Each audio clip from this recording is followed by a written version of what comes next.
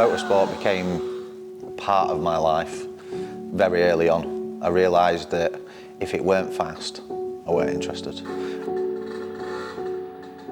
My relationship with my dad was sketchy at best. He was massively into motocross. When he, tried to get me into those kind of things, I kind of took it with both hands and got involved. When my dad died, it changed my life, obviously, but in my situation, it kind of made me wake up, and it really, really shook me to go, right, you cannot sit here and think life's going to give you what you want. You have to go and fight for it, and even if you do fight for it, you've still got to be prepared to lose it. We started off in Clios, met Mark, great friendship. He's a very, very loyal character. First time I met Jan was at Angle C. It was the second or third round of the championship of that year, and parked off opposite us was some Yorkshireman kicking his car with his cap on and didn't know what he was doing. We started talking immediately and got to know who he was, where he was from, what he'd done. It was his first race. There was already within 10 minutes of talking to him. Clearly there were things that clicked, and it wasn't just a weekend friendship, but actually something that was a lot more serious and a lot more deep-rooted and turned into more of a brotherhood than a friendship. And there wasn't necessarily a plan, but in my true fashion, and things roll into other things. I meet people, I have conversations, ideas come along, and it's kind of rolled into a very elaborate plan. Before I know it, we're sitting down for dinner on the last Clio weekend of the year, and he's like, I think I've got a way to give you a drive next year, because I was out. I was done.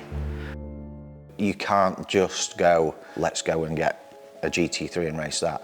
There has to be steps, which just in our case, the next step is Club Enduro in the Cayman S that we've got. And then moving on forward from that into GT3, Creventic, and then eventually maybe GT World, we don't know.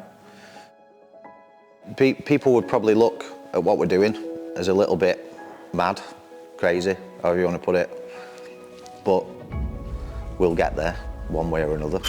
And it shows the willingness from the people involved to get there. Do they not deserve it more?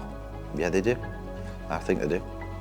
It's, it's easy to get into motorsport if you've got £1 million in your bank and you want to go racing. There's a much bigger picture to what's going on.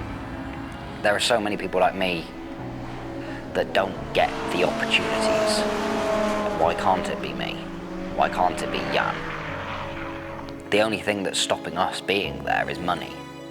I truly do believe that the drivers out there that haven't got the money can produce the best results. And it's purely because they want it more, because they had to fight for it. And what is a race? Race is a fight.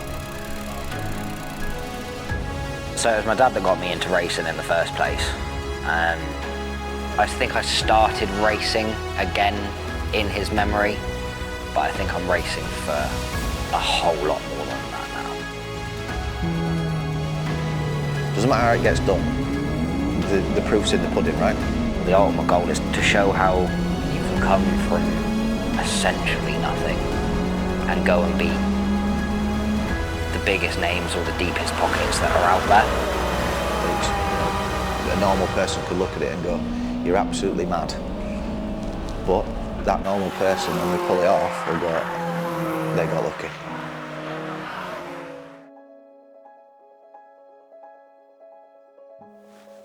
It won't be luck.